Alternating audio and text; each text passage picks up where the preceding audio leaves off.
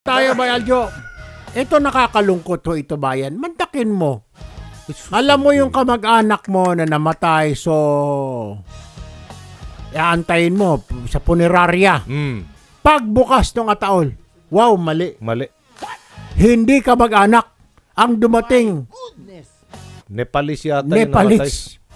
So, hindi ko kamag-anak yan, Papang. Hindi naman ito si Papang. Si Papi ito.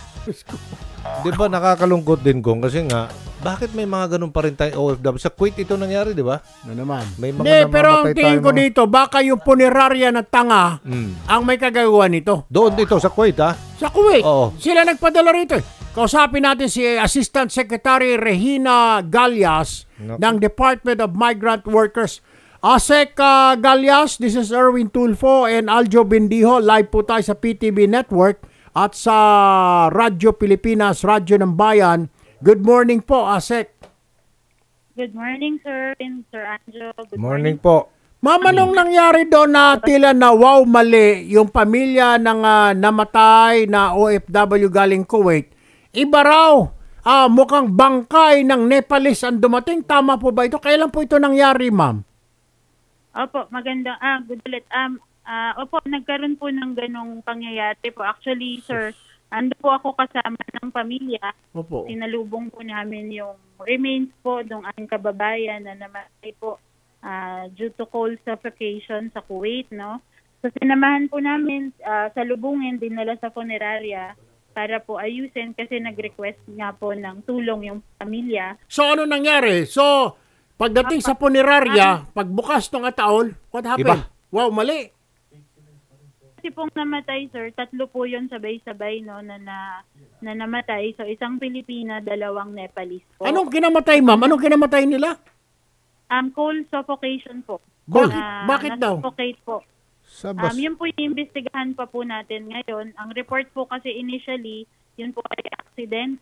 Pero po yung at Migrant Workers Office po sa Kuwait ay inatasan na po ni Secretary Hans na mag-file po ng appropriate complaint on behalf of the family po. Para Yung sinasabi niyong coal suffocation, sa bahay ba ito? Sa bahay? Trabaho ba yan? Oh. Sa accommodation din po kung na binigay sa nila ng employer.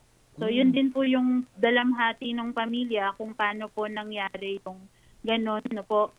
Kaya po, inaalam po ng Migrant Workers Office kung ano po yung pangyayari. Nag-utos na nga po kahapon si Secretary. Bukod po dun sa mix-up sa pag-uwi po ng remains, po ng charges dun sa service provider, tungkol po dun sa damages to the family, sa kanila, bukod pa po dun sa investigation on the cause of death of our dear OFW po.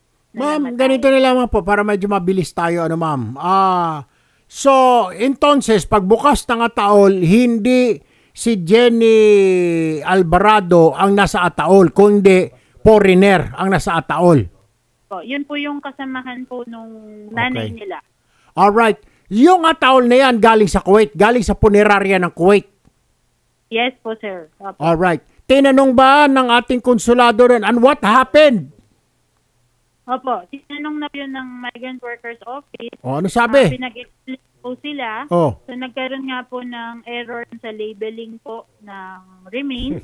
Kaya po agad-agad pong inasikaso na maiuwi po agad si Ma'am Jenny, dito sa atin. At maibalik po yung remains po nung nairatik na po dito at maihatid naman po doon sa kanyang pamilya po. So, napalitan na. Dumating na talaga yung totoong Jenny Alvarado. Parating na lang po ang remains ni Ma'am Jenny today. Today pa lang parating. Okay. Ma'am, my question is, so pagdating sa punerarya, wala tayong isang representative from the consul or OWA or DMW to check na maayos naman, na inaayos ang ating kababayan. Kasi mamaya baka binalahura na dyan, or meron nga tayo mga tinatawag na kapabayaan, negligence. Meron nga tayo mga sa punerarya na nanre-rape ng mga patay na, ang tawag dyan. Anyway, wala na tayong representative na hanggang sa maisara ang ataol, wala tayong tagabantay doon na Pilipino na para masiguro na hindi ganito maulit na talagang kababayan natin ang nakalagay sa ataol, ma'am?